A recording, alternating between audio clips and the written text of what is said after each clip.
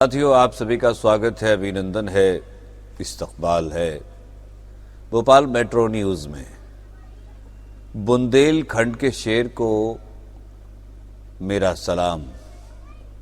मौत से कहना अब हमसे नाराजगी खत्म कर दे।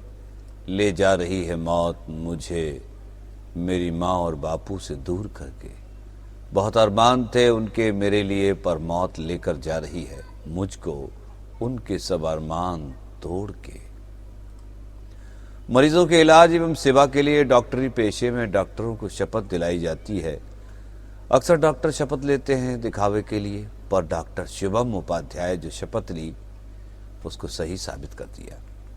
उसने जी जान से कोरोना मरीजों की सेवा की और मात्र 26 साल की उम्र में इस दुनिया को अलविदा कह दिया। एक छोटे से शहर का होनहार बालक जिसने अपने माता पिता का सपना पूरा करने के लिए सफेद कोट पहना था।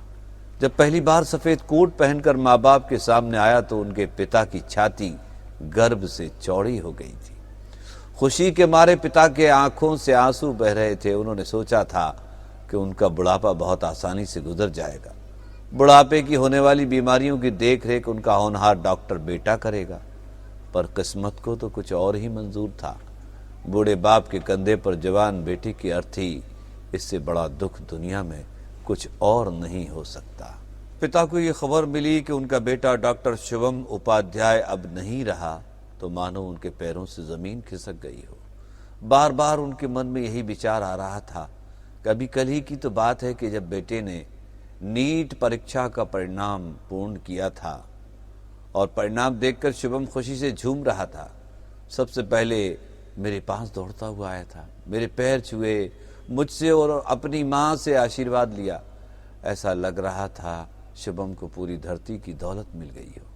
पर शुभम को क्या मालूम था कि ये खुशी मात्र 7 साल में चकनाचूर हो जाएगी।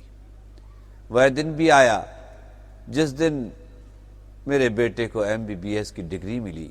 उस दिन मुझे लगा कि आज मेरा बेटा मुकम्मल डॉक्टर बन गया। मेरा तो मन कह रहा था मैं झूम झूम के नाचूं और जोर जोर से चिल्लाऊं, आज मेरा बेटा डॉक्टर बन गया है। फिर वह दिन भी आ गया जिस दिन के लिए माँ बाप सालों से इंतजार करते हैं।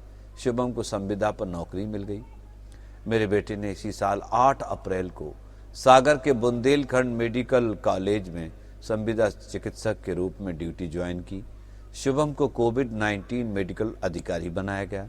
एक बार मन में कोरोना को लेकर मुझे और मेरी पत्नी को चिंता थी, पर शुभम का जोश देखकर वह चिंता भी खत्म हो गई।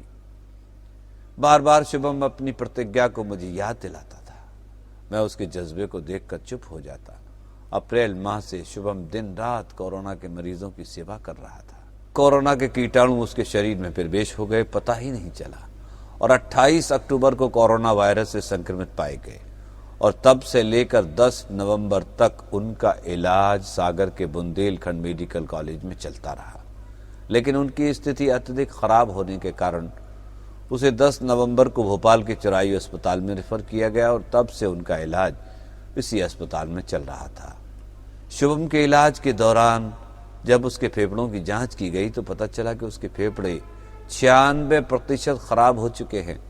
डॉक्टर शिवम उपाध्याय को फेफड़े ट्रांसप्लांट करवाने के लिए चेन्नई के MGM अस्पताल ले जाने की तैयारी चल रही थी। चेन्नई के चिकित्सकों की टीम भोपाल स्थित चिरायु अस्पताल में आकर उनकी निरंतर निगरानी भी कर रहे थे। मध्य प्रदेश सरकार ने उनके इलाज का पूरा खर्च राज्य सरकार वहन करने का आश्वासन भी दिया था। चिकित्सक विचार कर रहे थे कि जैसे ही वह थोड़ा स्थिर रहेगा और लगेगा उसे बेहतर उपचार हेतु भोपाल से विमान के जरिए चेन्नई ले जाया जाएगा। लेकिन जिंदगी पर हावी हो गई मौत और हमारे प्रदेश के होनहार डॉक्टर शुभम उपाध्याय ने दम तोड़ दिया। ऐसे कोरोना वीर योद्धा को सलाम। ऐसे होनहार डॉक्टर कम ही पैदा होते हैं जिसने मात्र 26 साल की आयु में अपने प्रदेश का नाम रोशन किया। अलविदा शुभम, तुमको सलाम शुभम, तुमको सलाम। जिंदगी तो बेवफा है, एक दिन ठुकराएगी, मौत महबूबा है अपने साथ लेकर जाएगी। मोहम्मद जावेद खान, संपादक, भोपाल मेट्रो न्यूज के साथ मैं मोहम्मद नसीम आपके बीच में।